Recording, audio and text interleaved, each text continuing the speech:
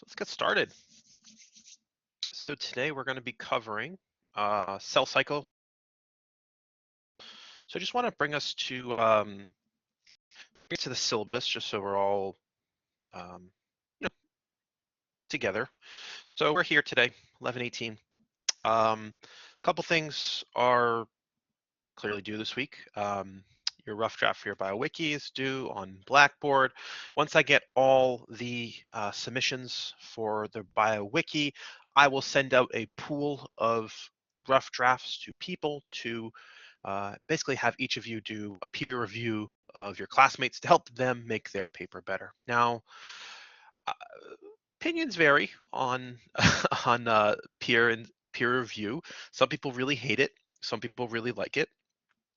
But the reality of peer review is that it's a integral part of the science process. So when you see recently, for instance, that Pfizer has a vaccine that's 95% effective against COVID, well, that was peer reviewed before they sent those results out to news outlets, right? When you get a medication from your doctor, that has peer review behind it. So peer review is, again, really integral to science. But I think more importantly, being able to accept peer review from a friend, from a colleague, from someone you don't like, um, and make your stuff better is really an important part of life, right? I mean, being able to take criticism and give constructive criticism is important. So I know some of you are going to hate it, but I'm sorry, it's part of the assignment, and you got to do it. So no way to get around it. But again, I will send those out once I have all the rough drafts from the people that are going to submit. So the rough draft is due this week. Did I think I made it due Friday? I don't know. You can check on Blackboard. And there's our short homework number 7. And then we don't meet at all next week, so you don't have any work assigned to you. You don't meet for lecture. We don't meet for lab or anything. You just have the complete week off from me, so you don't have to think about biology at all. So just take the time, relax, do whatever you want to do, but take the time. And then when we come back, we got 3 more weeks together, continue on with all the things that we're doing about photosynthesis and metabolism and meiosis and genetics and all that fun stuff. So do take week 12 to take some time, relax, eat a bunch of food, be lazy, important things. Now, before we dive into the topic for the day, I just wanted to make this virtual genetics lab. So the lab itself is available on board already to do. On 11:30, I'm going to actually have us all meet, at our regularly scheduled lab time. So we'll meet Monday the 30th at, what is it, 11? I don't even remember at this point. We don't meet we don't meet often enough for me to remember this. Um, yeah, so lab is the Mondays at 11. So we'll meet at 11 o'clock on Blackboard Collaborate. 11:30, we'll talk about how to do these labs, and then I'll break you guys off into groups. And so if you want to work as a group on this lab, you are definitely able to do that. If you want to work alone, you can work alone. So it's really up to sort of how you want to do that. But we will meet on 11:30 on Blackboard Collaborate, and we'll talk about how to do the VGL lab. It's a pretty fun lab. I really enjoy the virtual genetics labs because it's a really great way to see, like, hands-on how all this stuff works. So, but that's all we have in terms of administrative stuff. But I just wanted to bring everyone's attention. And again, we don't meet next week, so just as a note. All right. All right. So, if no one has any questions, I don't see any questions in my chat. But you guys always know, if you have any questions, feel free to reach out to me. Feel free to email me if you want to chat.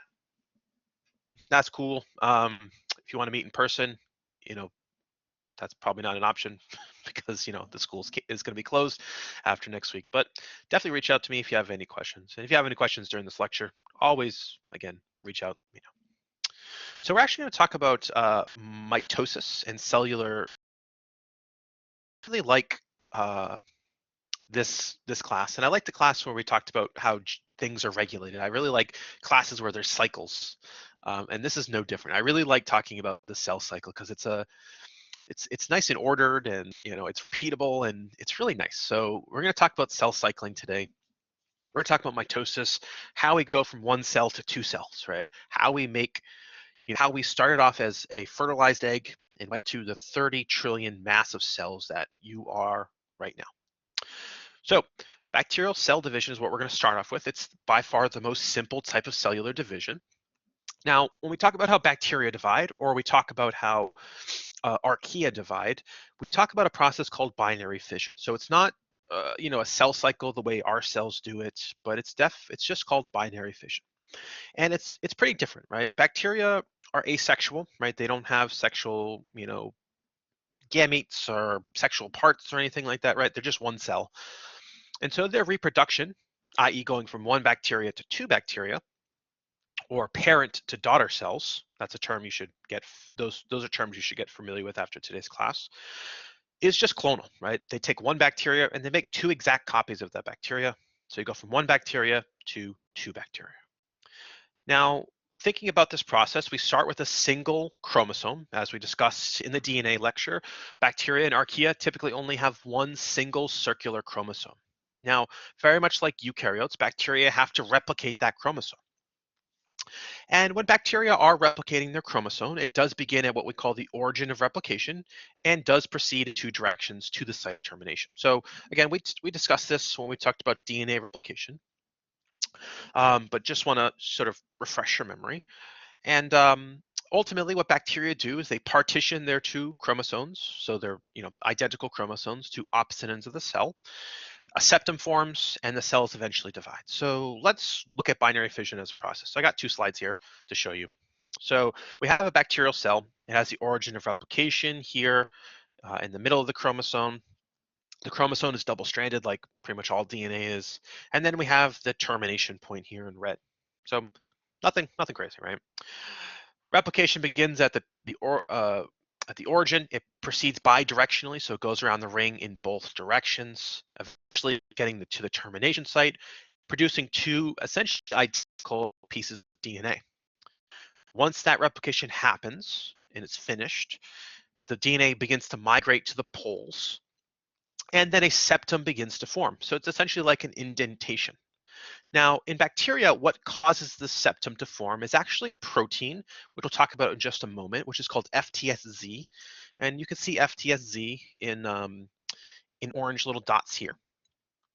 But FTSZ essentially helps form this, essentially like this pinch, right? So what's really happening here is that the bacteria are basically using this protein, again, which we'll talk about in a sec, to essentially pinch off, right? You can think about if you had like a piece of dough and you took a knife to cut that piece of dough in half.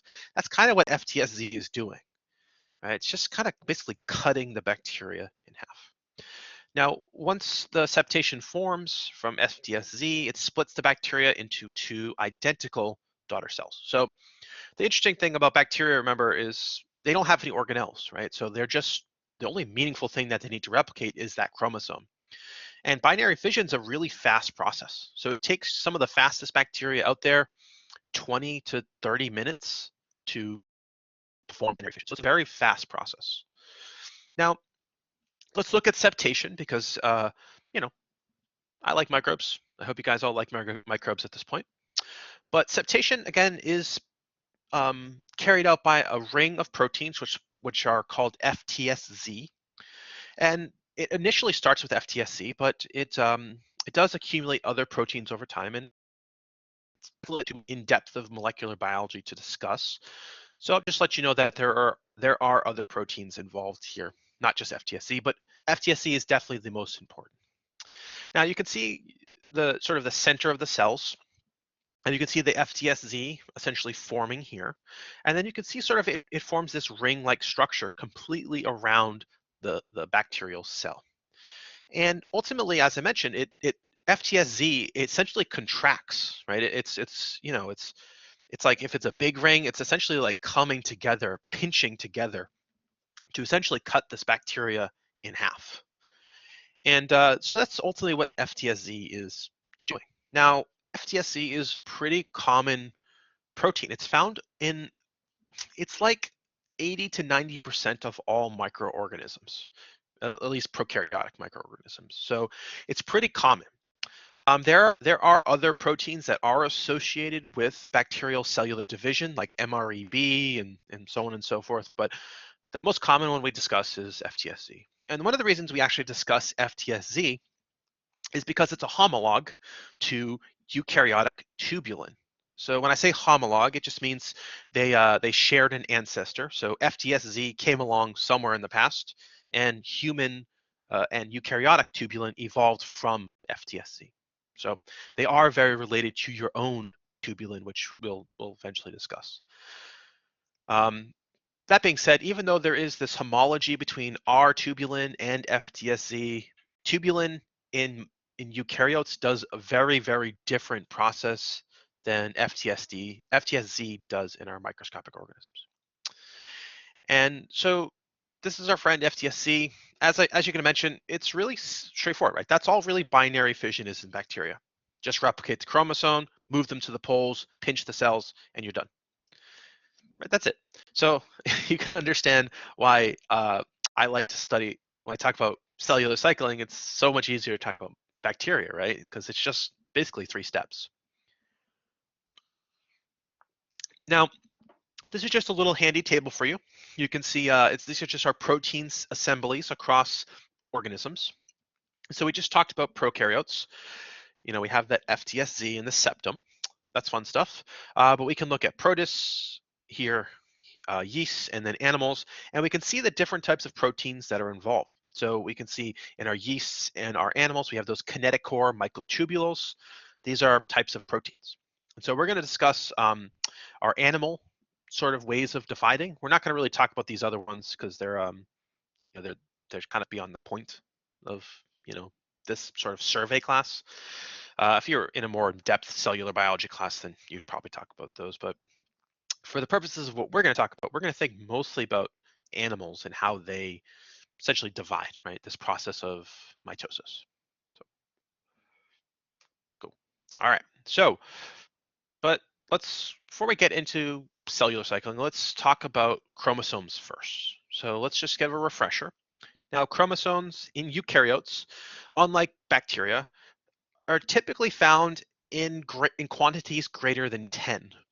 But generally speaking, we don't see more than 50 chromosomes in a given cell. So it's a range between 10 and 50 chromosomes. And when we're talking about that, we're talking about in the somatic or their body cells. So cells that are not involved with sexual reproduction. So sperm and egg gametes. That's when we think about, sex-based cells. Not like cells that make up your genitalia, but cells that can actually, make offspring.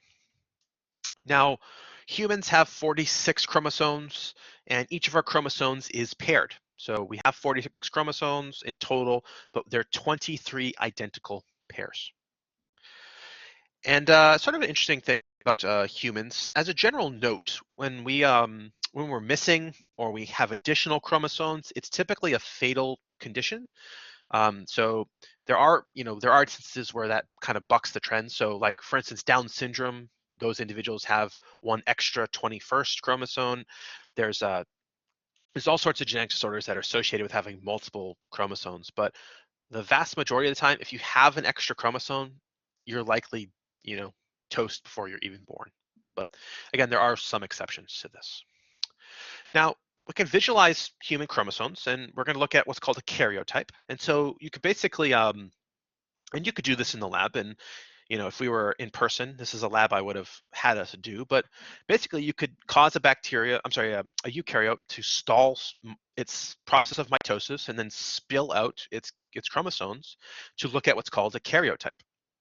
And so a karyotype is basically just arranging chromosomes according to size, their staining properties, and the location of the centromeres, and a few other properties. So karyotype just looks like this. We're just physically visualizing chromosomes. So this is the human karyotype. We can see we have those 23 pairs of chromosomes, 22 autosomes. So they're just like garden variety. They tell you about your average everyday things you do. And then you have your sex chromosomes, which are involved with sexual determination. And I say sexual determination, I mean that in the biological sense, right? Crafting, uh, testicles or breasts, things like that. But humans, we are what we call diploid, i.e. 2N. We have two complete sets of chromosomes. So when I say that, you notice that we have two copies of chromosome number 1, two copies of chromosome number 2. That's why we're diploid. If we were haploid, we would have just one set of chromosomes. So i.e., we would have just one copy of chromosome 1, one copy of chromosome 2, and so on and so forth. So the haploid state of an organism is determined to be N, and the diploid state of an organism is determined to be 2N. So our diploid number for humans is 46. Our haploid number is simply half that, or 23. Now, when we have a pair of chromosomes, we call these homologous chromosomes. So if I have chromosome 1 here, I have two homologous chromosomes. And what do I mean by that? Well, homologous just means the same, right? They're two of almost the exact same chromosomes. So it says chromosome 1, and you really do have two copies of chromosome 1, which is nice, right? Two almost identical copies. Now we'll talk about the variations in those chromosomes in a few classes, but in terms of thinking about mitosis, we're thinking about two identical chromosomes, two copies of chromosomes. So these are homologous chromosomes. Now, when we look at a karyotype, we're seeing chromosomes that are condensed. You can physically see it. But when your DNA is just sort of doing its thing on a day-to-day basis, they don't really look like chromosomes. They kind of look like a bowl of spaghetti.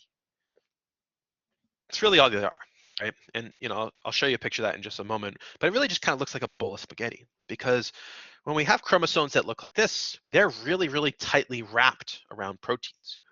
But when they're not really tightly wrapped around proteins, we call that chromosomes chromatin.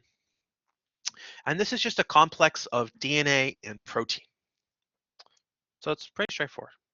Chromatin is when DNA is basically spilled out like a bowl of spaghetti. Chromosomes are when they're very, very tightly wound, taking that, I'm sure many of you have probably seen a karyotype like this before, but they're chromosomes when they're like this.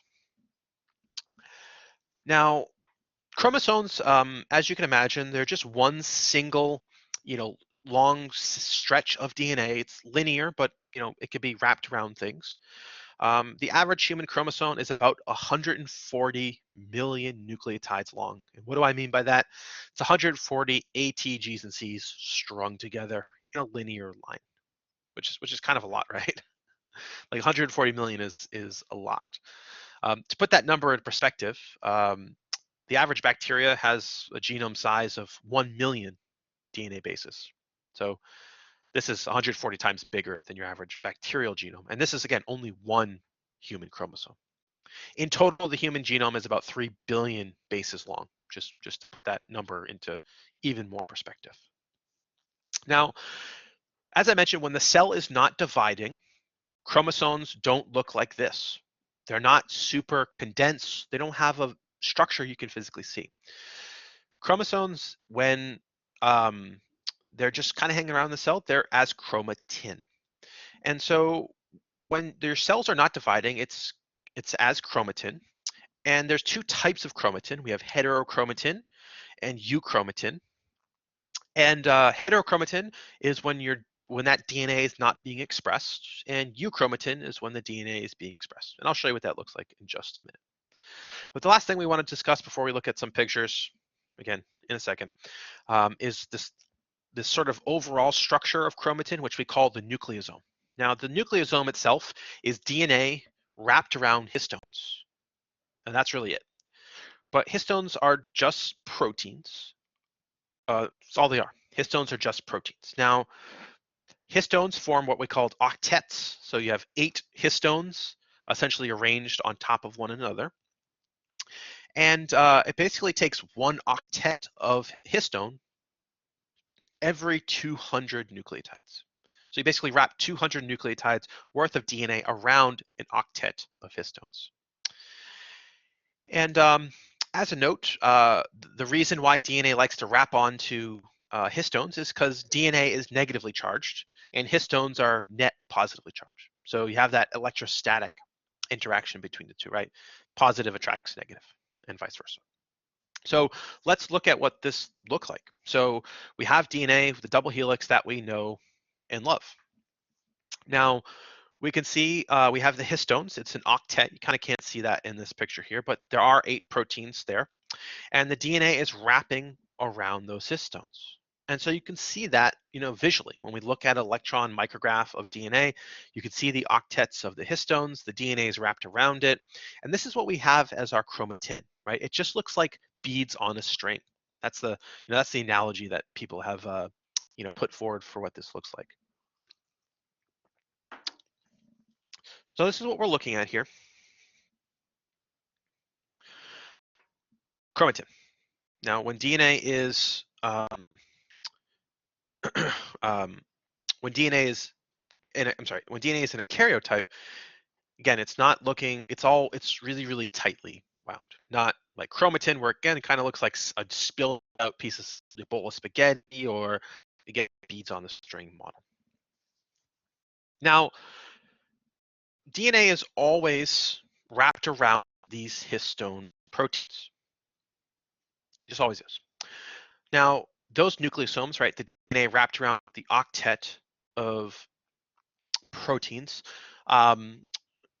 essentially can allow DNA to take that, again, that standard chromosome structure that you think of, where it's super duper tightly coiled and condenses into a physical shape.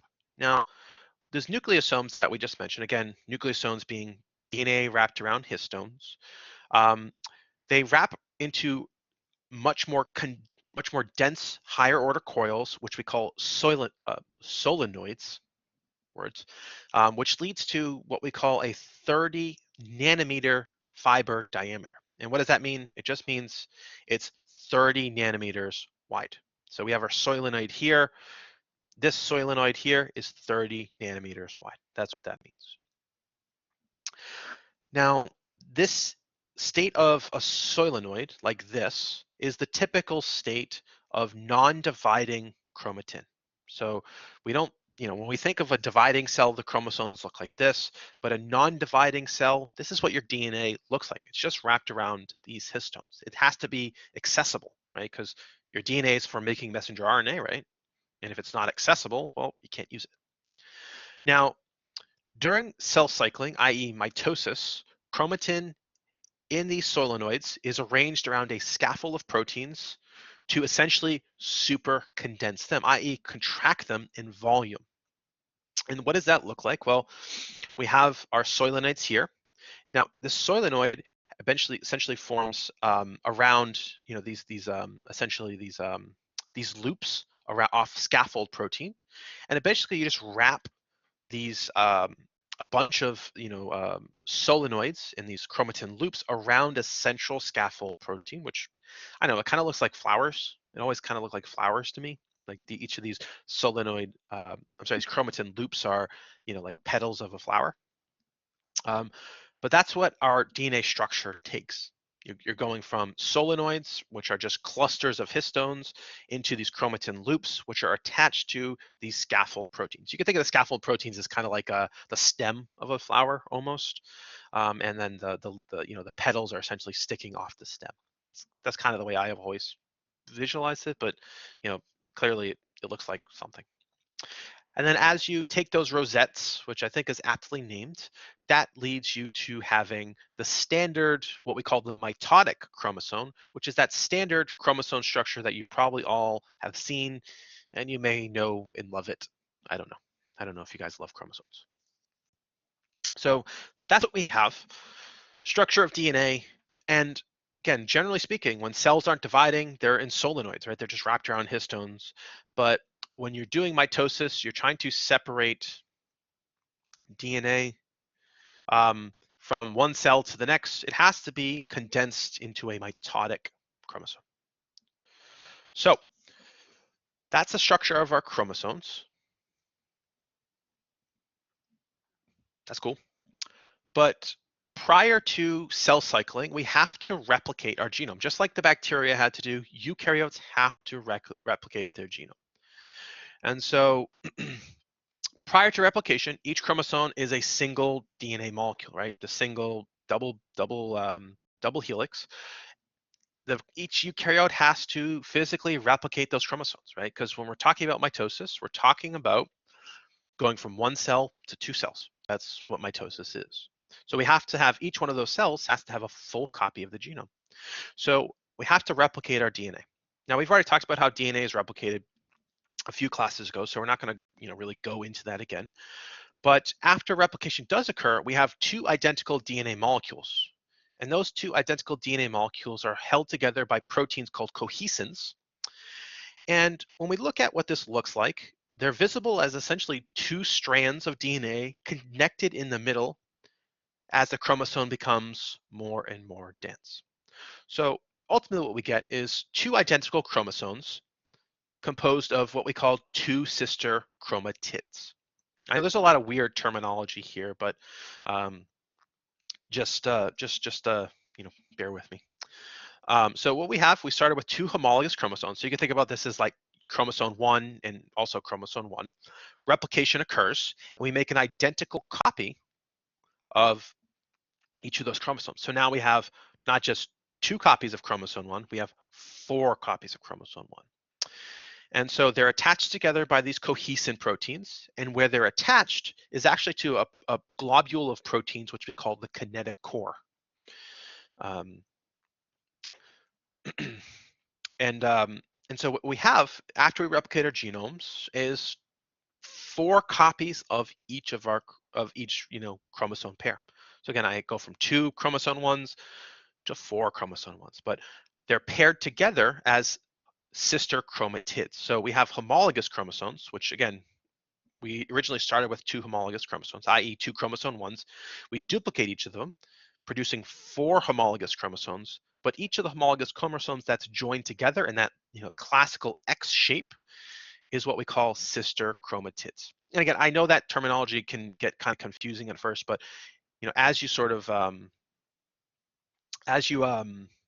sort of think about this more and you do homeworks and stuff like that, it'll become much more clear. It's kind of easy to get all the terminology sort of confused at first, but the terminology is less important than understanding what's physically going on. So, all right. So with all that chromosome nomenclature out of the way, let's talk about the eukaryotic cell cycle. So we have three distinct phases here. We have interphase, the M phase or the M cycle, called either, and then we have the C phase or cytokinesis. So interphase is comprised of three distinct parts: gap phase 1, synthesis, and gap phase 2. Now, gap phase 1 is where it's basically the primary growth phase. It's the longest of all the phases. And it's basically a process by which the cells are replicating all their organelles and things like that, and just getting ready for division. After G1, or that gap phase 1, we head into the S phase or synthesis. And this is where we physically replicate our entire genome. After S phase, we have gap phase 2, where we also continue to replicate our organelles, we form our microtubules, and we do our sort of last checks before we get ready to head into the M phase, which we call mitosis. And as you'll learn, mitosis is divided into 5 distinct phases, which we'll talk about in a second. And then finally, it all ends up with cytokinesis, which is the physical separation of cells forming those two distinct daughter cells. Now, the easiest sort of way to remember this is kind of, it's a cycle, right? It goes interphase into mitosis and into cytokinesis. So it goes IMC. There's lots of acronyms out there for how to remember these things. But you're not being tested on this in the sense of like you have to recall the exact stuff, but you should be familiar with what happens at each part of the cellular cycle. It's kind of an important thing. Right? Now, the cell cycle is kind of interesting. So it varies greatly. It really does. So fruit fly embryos, we know, can do the whole cell cycle in 8 minutes, which is really, really fast. Mature cells typically take longer. So mammalian cells take about 24 hours. So for one of your cells to undergo the full cell cycle, it takes about a day. Liver cells, it takes them over a year to undergo one phase of mitosis, which I always think is crazy, but that's just the way they do. Um, when we're talking about the growth in G1, G2, and the S phases, this takes, a decent amount of time. But M phase itself, this mitosis part takes, about an hour or so. And the vast majority of the variability in duration actually occurs during the G1 phase. So, but it does take time. So, it usually takes your average cell about 1 day. So it's kind of a bit. So let's just visualize what these look like. And we can have an actual cycle, right? A nice little ring. We start off in interphase with G1, S, G2. So this repeats in a predictable manner. Then we hit M phase, which brings us to prophase, metaphase, anaphase, telophase, and eventually cytokinesis. So this is what we got. Now, the acronym that I always remember, how to remember the order, I sort of clump interphase together. So I have I, and then I have P, M, A, T, I again. So IP Matty, go interphase, prophase, metaphase, telophase, anaphase, back to interphase. Right? So that's how I remember it. But there are a bunch of acronyms out there that can help you remember. So whatever helps you remember. So let's dive in. So let's talk about interphase first. This is the G, S, and G2 phase. Remember, G1 phase, the cells are undergoing a lot of growth, right? So they're getting bigger. Your cells they're not, born the size they are. They have to grow. So this is where the cells are doing most of their growth. The S phase, again, this is the synthesis phase. They're replicating their genome. G2, the chromosomes begin to tightly coil, so starting to go from chromatin back to chromosomes. And they're coiled by using a class of proteins called motor proteins. They're actually pretty cool. If you have like a couple minutes, it's fun to watch YouTube videos about motor proteins. They're pretty cool. I don't have any videos for here because it's kind of weird to watch videos in an online class. But definitely, if you've got a couple minutes, hop over to YouTube and watch videos of motor proteins. They're cool. In addition, during G2, an organelle called centrioles, they do replicate, and the cells also begin synthesizing tubulin, which is a type of essentially like a protein fiber, and that will become important very, very shortly. Now, there is an important structural part here. We have what's called a centromere. And I've already mentioned this before, when we were talking about the structures of sister chromatids, but the centromere is the point of constriction. And this is each of the sister chromatids has a centromere, and those two centromeres are joined together, remember, by the kinetochores. But ultimately, the kinetochores serve as an attachment point for the microtubules, and this will become clear very shortly when we look at a picture of it. And each sister chromatid, as I mentioned, has that centromere, and chromatids physically stay attached at each centromere by those proteins called cohesins. And just as a note, metazoans have a protein called condensin, just as a note. So this is what we got. So let's look at our kinetochores. So we have our kinetochores here. They're held together at the held together by our cohesin proteins, and you'll notice that and so we call this sort of whole circular region here the centromere. So it's the centromere region of the chromosome. So that includes the kinetochore and the cohesin. Well, I should say both kinetochores. And then you'll notice that the kinetochores are attached to these kinetochore microtubules. And this will become important because this attachment helps facilitate the separation of these sister chromatids from one another. But this is sort of the basic structure here. All right, so let's look at the cellular organization of interphase, because this is the really sort of the nuts and bolts of understanding mitosis is, sort of how the cell is physically organized. So let's look at this. So we have the nucleus, it's still present in interphase. We have the nucleolus, the nucleus, the nuclear membrane. That's cool. We have this structure called an aster. Now, the aster itself is a group of organelles called centrioles. Now, centrioles are only found in animals. And you'll notice the centrioles, there's two of them. So we have to have the replication of the centrioles in mammalian and animal cells. So remember, interphase is kind of getting ready to just do its thing. Now, what you'll notice is that the aster itself is not just comprised of the centrioles, but it's also comprised of what looks like tubes. And if you said, are these microtubulins? I would say they're microtubulins. And so again, our microtubulins are going to be the one, or I'm sorry, I should say microtubules. I don't know why I keep saying tubulin, are what attach to the kinetic cores. And this will become important as the sort of the picture develops. All right, so that's interface, right? Getting ready to divide, right?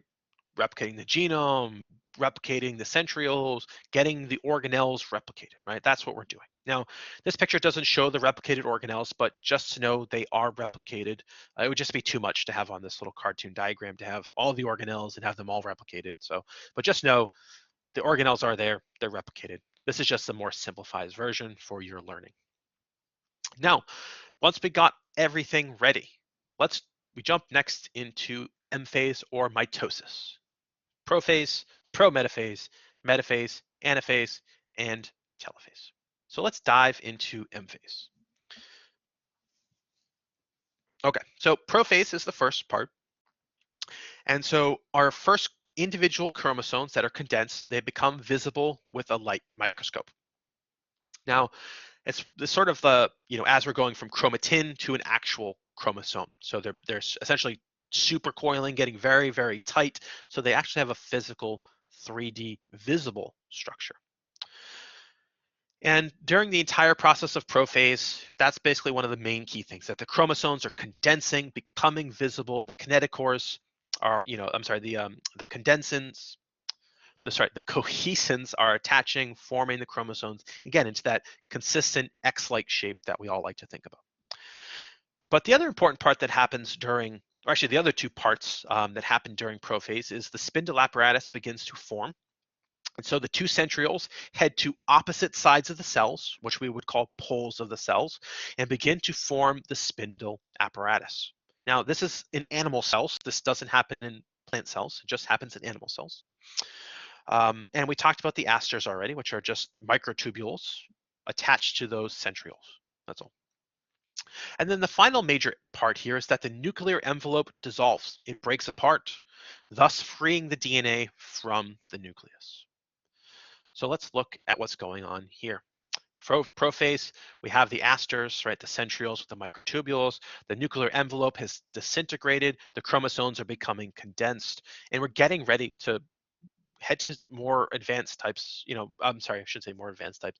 We're heading to the end points of cellular division. So that's prophase. It's basically just kind of like a getting ready step. Now, prometaphase is a subset. It's kind of the in between of prophase and metaphase, but it's basically a transitionary point, and so it occurs after the nuclear envelope fully dissolves and dissembles. And what happens during prometaphase that's really important is that the microtubules physically attach to the centromeres, or those kinetic cores in the center of all of our chromosomes, which is important, right? So let's look at what that looks like. And you can see that this nice electron micrograph of it up here, but I'm sorry, not light microscope of it up here, but we can, it's kind of a bit easier to see, but the chromosomes, oh shoot, the chromosomes are physically, they're visible, they're condensed, and oh shoot, I have the wrong picture here. I'm sorry. I guess I put the wrong picture here. That's my bad. Anyways, we'll see a bigger picture of it at the end of the class. I'm sorry. I guess I forgot to change the picture here. So let's move on from prometaphase. But again, the big thing to remember from prometaphase is microtubule attachment, and chromosomes do begin to move towards the center of the cell. So what we call congression. All right, metaphase is next. And now metaphase, the big and really the only meaningful point that's happening during metaphase is that the chromosomes align along the center axis of the cell, which we call the metaphase plate. Now, it's kind of misleading because it says plate, but it's not a physical structure, right? It's not like a wall, it's not like plate or anything like that. It's just the axis of cell division, right? It's the direct center of the cell. So you can see in this micrograph up here, and the same thing here, you have the kinetochores, I'm sorry, the centrioles here, and you see the microtubules essentially attaching onto the chromosomes here, and they're forming again right along the center of here. And that center is what we call that metaphase plate. And you can see a cartoon depiction of it here, but you see that they're lined up right along this plate. Sister chromatids are lined up together along this plate with the attached microtubule to those kinetochores. So that's the kind of the key thing here, right? Is we physically have the lining up of those chromosomes. And remember that metaphase plate is going to be the essentially the future axis of cell division. So what's on this side, the left side of this plate, is going to go to one cell. What's on the right side of this plate is going to go to a completely different cell. So that's what it means by the axis, right? If it's on this side, it goes to the cell that's over here. If it's on this side, it goes to the cell that's going to be over here. And again, we can visualize what this looks like, just in a slightly, less complex form. We have the centrioles, they're connected with the microtubules to the kinetochore of each chromosome. But again, you can see they're physically lined up in the center of the cell. And you'll notice that sort of the way they line up is right. One, if this is directly the middle here is going to be the plate. One chromatid, one sister chromatid is on one side of the plate, and the other is on the other side of the plate. And I hope you can sort of piece together that one sister chromatid is going to go to one daughter cell, and the other sister chromatid is going to go to the other daughter cell. All right, moving on onward and upward, we have anaphase. Now, anaphase begins when the centromeres physically come apart, where we separate our sister chromatids. And so this key event is essentially the removal of those cohesin proteins, which again hold together those sister chromatids. And the sister chromatids are beginning to be pulled to opposite ends. And so there are two forms of movements inside anaphase. We have anaphase A, where the kinetochores are pulled towards the poles, and anaphase B, where the poles physically move apart. So let's physically look at what I mean by that. Well, anaphase, you see that the centromeres are physically pushing outwards, right? So they're pushing to the poles of these cells. And you see that their chromosomes, the sister chromatids, are being separated. And you can sort of see this little indentation starting to form. And that indentation will become important very shortly. But again, we have these two parts. Anaphase A, where the chromosomes are being pulled apart, and anaphase B, where the spindle poles, i.e. the centrioles, are being pushed to the poles. So being pushed in opposite directions. Because I hope what's sort of clear by now is that the center part is the metaphase plate, and this is going to form one cell, and this is going to form the other cell. All right, final phase of mitosis is going to be telophase or telophase. Now, what happens in telophase is the spindle apparatus begins to disassemble. The nuclear envelope begins to reform around each set of sister chromatids. When they're not, attached to their partner, they're now called chromosomes, right? So when they're attached together in that X-like shape, they're chromatids, but when they're apart, they're now being called chromosomes again. And then the nucleolus also does appear in each nucleus. So not a ton of stuff that's happening, but let's look at it. So we have the microtubules. They're starting to essentially fall apart. You can see the nucleus is starting to reform. The Golgi apparatus and the endoplasmic reticulum are also starting to reform, but that's not really shown here. But the spindles are starting to be disassembled. We're starting to break down all the things inside the cell in terms of the spindles. So that's telophase. So we've made it almost to the end. Now the final step is going to be cytokinesis. Now cyto is cell, kinesis is to split. So we're splitting the cell, and that's all cytokinesis is. We're forming what's called a cleavage furrow in animal cells, which is going to cleave the cells apart, creating two identical daughter cells. Now, in animal cells, this involves the constriction of microtubules called actin filaments, and this produces the cleavage furrow. In our plants, a actual physical plate called the cell plate forms between the two nuclei, causing the split. In fungi and in some protists, there's kind of some funky business going on. The interesting thing about fungi and protists is that the nuclear membrane actually doesn't fall apart. and mitosis occurs within the nucleus, and then the division of the nucleus occurs with cytokinesis. So it's kind of a weird thing in our fungi and a lot of our protists. But again, we're mostly focusing on our animal brethren here. So let's look at cytokinesis. But again, we have to look at this cleavage furrow, right? When we look at this microscopically, again, this cleavage furrow is just this indentation. So the analogy I kind of gave you earlier with how a bacterial cell splits is kind of like if you took a lump of dough, and you took a knife to it and cut it in half, and that separates your two bacterial cells. It's really the same thing here, right? It looks kind of like a globule of dough, and it looks like you're kind of just pushing with a knife to form this indentation, which is called the cleavage furrow, which will eventually split the cells in half, split the cell in half, forming two daughter cells. But if you look at it, much more in depth, this is at 325 microns at the scale. We go much more in depth, looking at a much smaller scale, we can see what this cleavage actually looks like, right? You can see the cells are still connected, there's proteins and the membrane still present. So it's a little bit more messy than, this sort of makes it to be depicted as. But, this is much more zoomed in. You can see physically much better what's happening. Our plants, we can see, again, the plant wall forming itself. And this, again, this is very, very highly magnified. It's 19,000 times. So we're talking at a very, very small scale. But we have this plant wall forming that's going to split our plant cells from 1 into 2.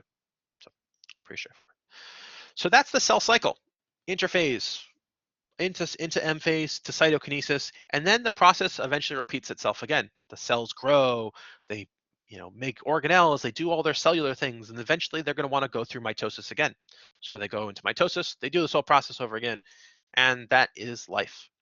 Right? So when we're thinking about mitosis, it's taking one cell to become two cells, and this is how mitosis. We think about mitosis as how you went from a fertilized egg to the 30 trillion mass that you are now. But it's also how we repair wounds, right? So I had a cut on my hand because I slipped on a rock when I was at the beach with my dogs, and it took a couple days for my cut to heal. But my cut healed on my hand because of mitosis, right? My cells in my hand, they underwent cellular division to repair the damage. Now my hand, you can kind of see where my cut was before, but it's still it's all nice and healed. My hand is all back to normal, right? So we use mitosis for those two distinct things. Now we're going to talk about meiosis in a few classes from now, but and they are very similar. But when we're thinking again, mitosis, it's just replicating our cells. Nothing to do with sex or anything like that. So the question I hope that's bouncing around in your brain is, how do we control this sucker? Right? I mean, nothing happens in your cells, nothing about your cells is random, right? There has to be controls over everything, right? When we talked about cellular signaling, right? There's controls over every process, and there's controls over the cellular cycle. Now, cell cycling has two irreversible points. The first being the replication of genetic material, and the second being the separation of the sister chromatids, i.e. anaphase. So once you hit those 2 points, you kind of have to keep going. If the cell kind of fails after this point, the cell usually dies. And I know that's kind of a terrible thing to say, but that's really what happens. And so there are two irreversible points, but the cycle of the cell can actually be put on hold at specific points, which we call checkpoints. And these checkpoints are basically kind of like, you go through like custom and borders, right? When you're coming into the country or leaving the country, and you basically check things for accuracy. And you can stop the cell cycle at these points if there's any errors. So there are checkpoints along the way. The other thing it allows the cell to do is to actually physically respond to any internal or external signals.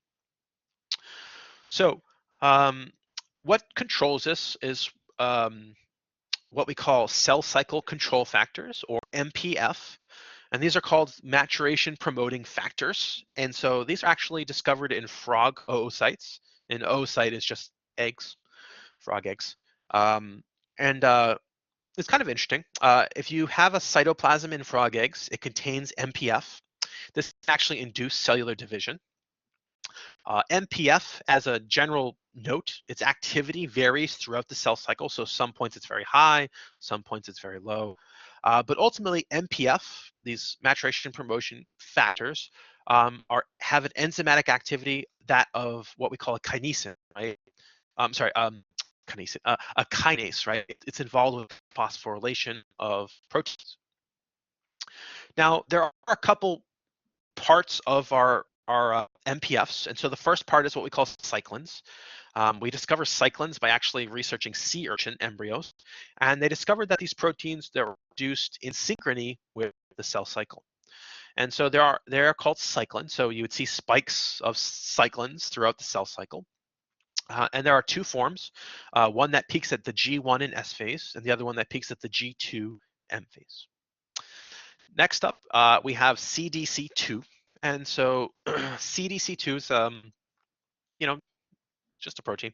Um, Nothing exciting here, but they're identified in mutant yeast cells, and it was interesting because the mutant yeast cells that had mutant CDC2s actually had halted cellular division, and then once you had that phenotype, you could identify the genes that were necessary for cell cycle progression.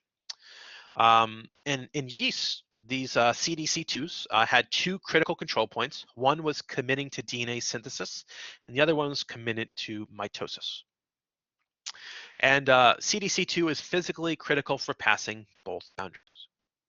Now, as I mentioned, CDC2 and cyclin are just two parts of MPFs, these maturation promoting factors. And that's what makes part MPFs. That's all. But I think the history of how these things are discovered is kind of interesting. But you can see they play key roles in passing certain parts of the cellular cycle. And so, as I mentioned, there are checkpoints. We have that G1S checkpoint where the cell essentially decides if it's going to divide. And how does it decide where it's going to divide? Well, if it takes these cues from the environment.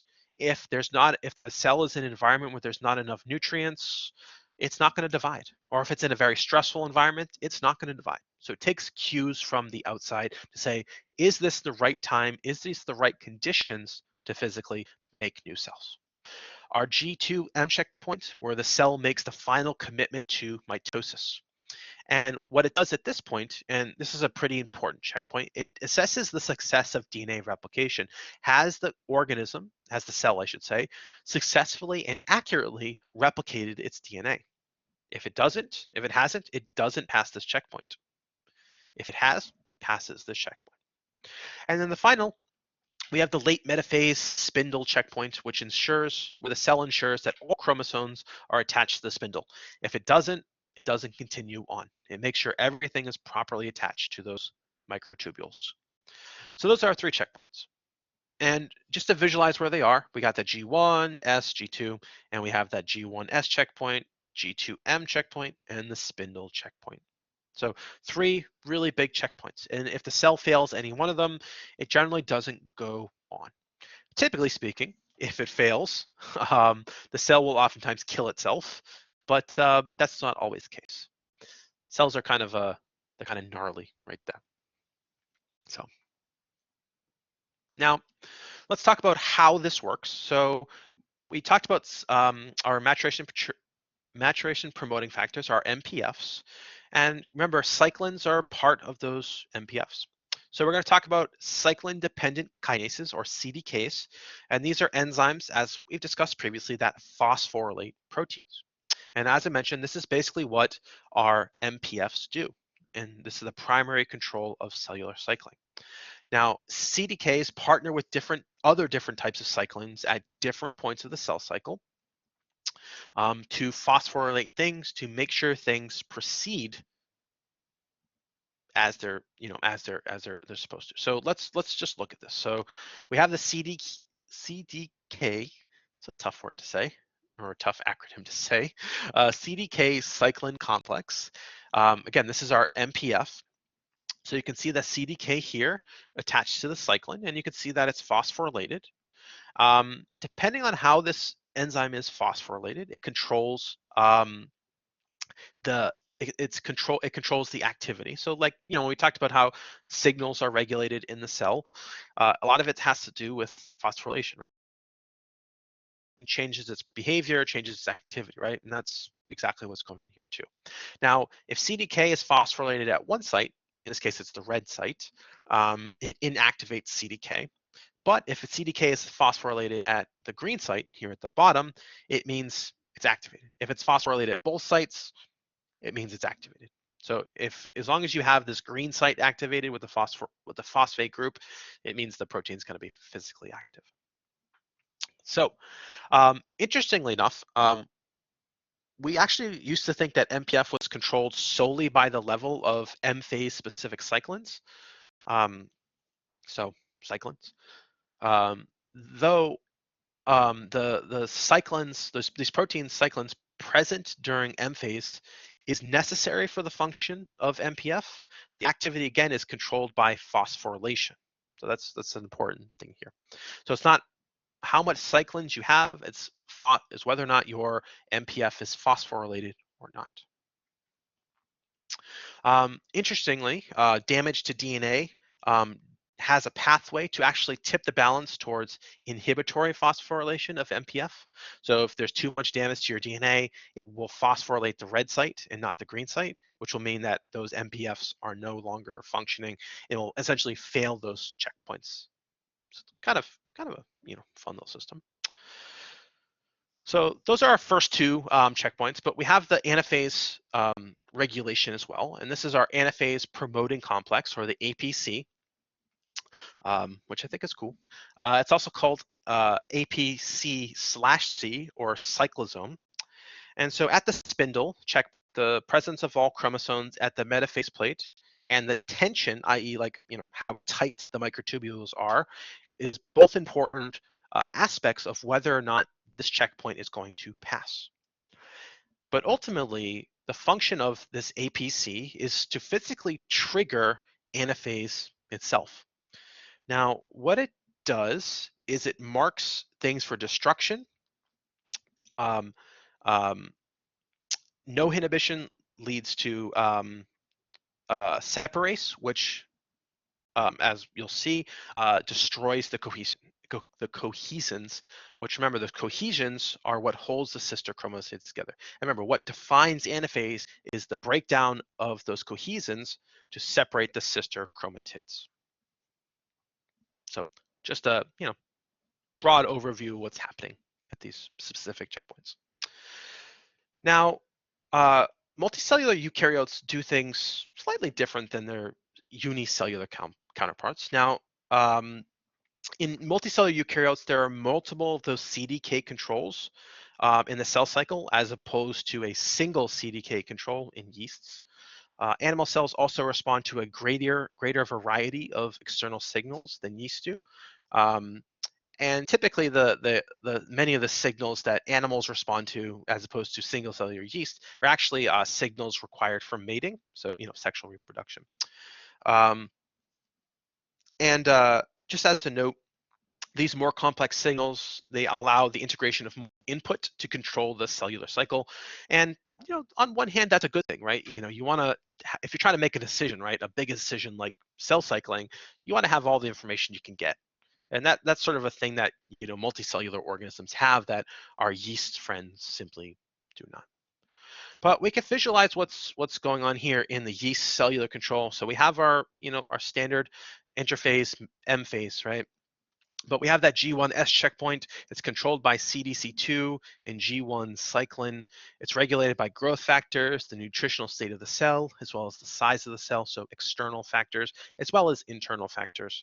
We have that G2M checkpoint, which is controlled by the CDC2 mitotic cyclin, and this is looking at whether the replication has occurred completely, accurately, and whether the DNA still has all of its integrity, i.e. it hasn't started to break down at all. Remember, when we're making new cells, they need the full copy of the genome to work. And then finally, we have the spindle checkpoint, or that's controlled by APC, and the chromosomes are physically attached at the metaphase plate. And this is the part where APC essentially dissolves the cohesin proteins. I'm sorry, triggers a cascade to dissolve the cohesin proteins, i.e. letting the sister chromatids physically separate. It's a lot of stuff, but the most important, sort of thing is to, take away from what we just talked about is that it is regulated, right? If it fails a checkpoint, it's just simply not going to keep going on. There is an instance where it will continue to go on, and we'll talk about that in a few minutes. But just remember, it's not always just going to keep continuing going on. So the next thing we need to discuss is what we call growth factors. Now, growth factors essentially trigger intercellular signaling pathways, which we've already discussed. Now, one of the pathways that we can talk about is platelet-derived growth factors, or PDGF. It was one of the original growth factors to be identified. Now, PDGF, the receptor on the outside of the cells, is a receptor tyrosine kinase, or an RTK pathway that we discussed. But what it does is it initiates one of those MAP kinases, again, which we also discuss, cascades to simulate cellular division. So again, it's kind of a nice linkage between, these signaling pathways we discussed. Was it last class or the class before? And how those signaling pathways can control other things besides like glucose uptake, and it can actually physically control a really important thing like cellular cycling. And one of the other things that we can also see is that growth factors like PDGF can actually override cellular controls that actually would otherwise inhibit cellular division. So they kind of act as this, external but large push to enable mitosis. Now, we can physically look at that. So we have that receptor on the surface. We have the growth factors bind to the site of the receptor on the surface of our membranes, and we have that cascade, right, where we have a phosphorylation, we have RAS, it's being phosphorylated, so RAS has GTP attached to it, right? This is one of our G proteins, and this has a cascade, right?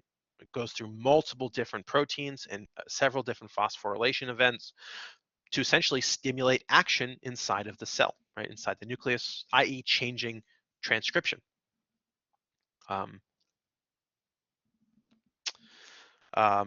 that's what we're looking at, right? That's how cellular proliferation is controlled by these growth factors, right? It's just activating one of those pathways that we had previously discussed when we talked about signaling pathways.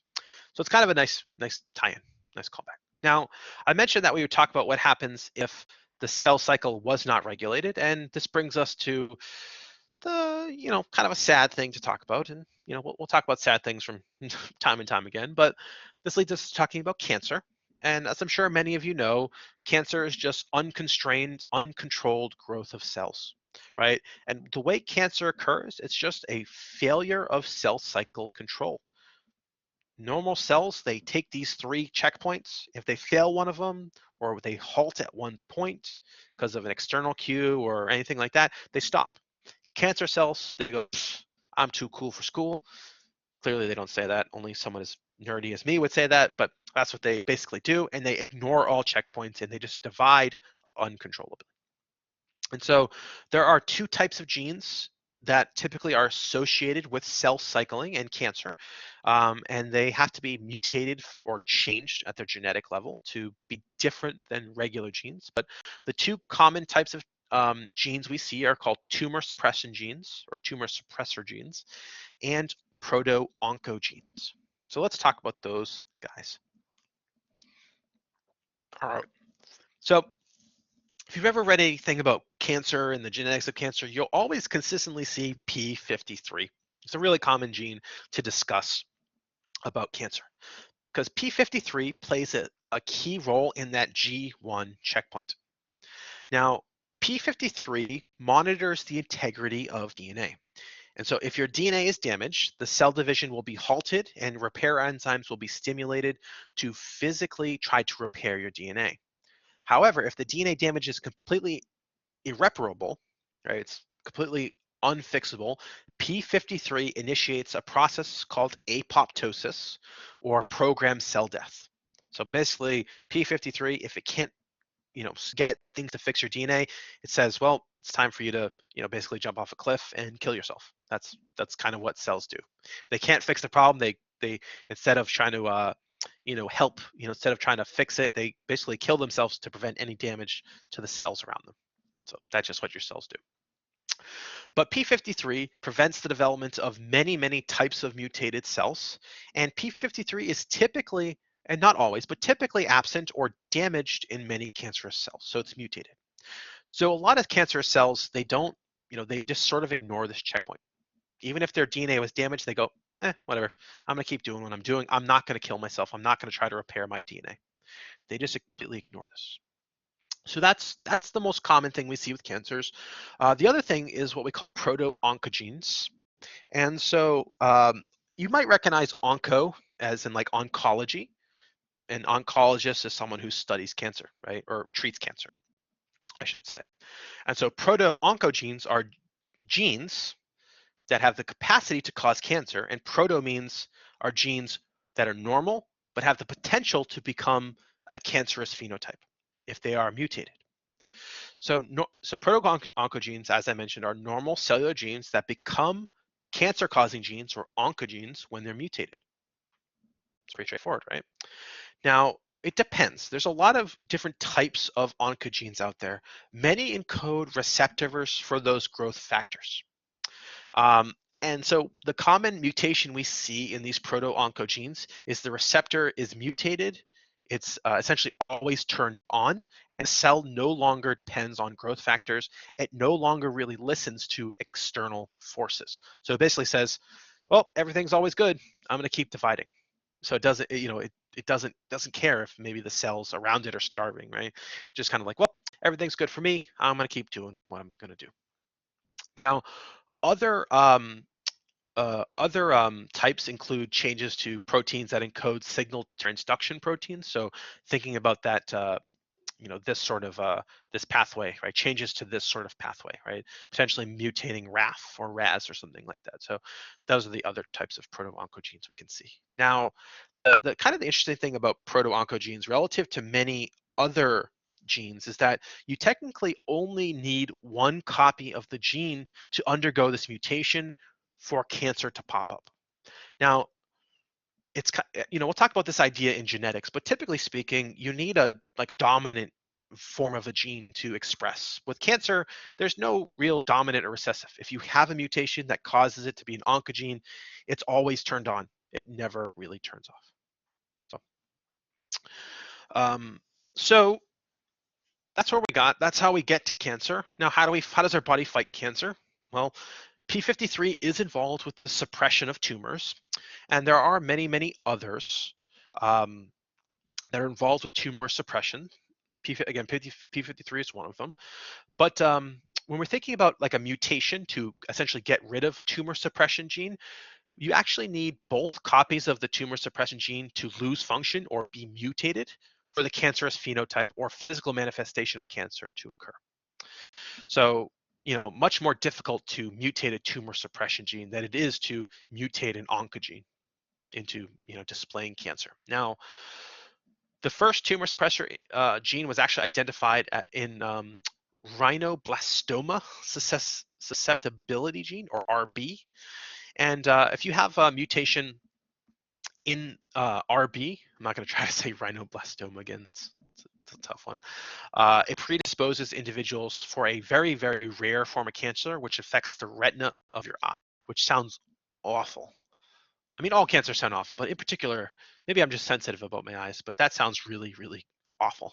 So it really does. So let's talk about rhinoblastoma susceptibility, because it's an interesting thing, because you can inherit this gene. So you can have a mutation inside your gametes, your sperm and your egg, that to this gene, which means you can inherit this gene from your parents.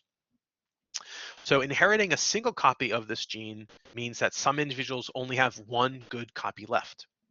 So this is pretty common with childhood cancer. So like leukemias and things like that, you inherit one faulty copy from your parent, and it's relatively easy for one copy to be mutated, just during your average everyday normal cellular activity. So kind of a pain in the butt, right? You can inherit a set of genes from your parents that make you more susceptible to developing a particular cancer. So it's kind of a bummer part. But more specifically about the RB protein, it does integrate signals from growth factors. So it is involved with helping regulate cells based upon growth factors as a whole. And what RB does, it's it binds to important regulatory proteins, and it prevents the stimulation of cyclin or CDK, which, as you should remember, is involved with the progression of checkpoint to checkpoint and stuff like that. So, kind of, kind of a pain in the butt, but we can physically look at this as our sort of our last go. So we can look at, again, we talked about proto-oncogenes and tumor suppression genes. And again, the common things we see in proto-oncogenes are growth factor receptors, mutations to RAS proteins, and um, um, mutations to SRC kinases. So again, in that signaling pathway or that signaling cascade to change transcriptional activity. And then we have our tumor suppression genes, RB and P53. They're mutated because they're essentially involved with messing up the cell cycle. So ultimately, cancer, terrible thing, right? But it's ultimately a basic biological problem, right? A mutation to your genetics that causes disruption of your normal functioning of your cell cycle, leading it to be uncontrolled. Now, mutations and cancers can arise by a number of different things, right? You guys all know smoking causes cancer, right? Well, why does smoking cause cancer? Well, the chemicals that are a result of inhaling tobacco smoke, they mutate your DNA in your lungs, right? Which can cause mutations such as those on proto-oncogenes or tumor suppression genes, which will eventually lead to smoking.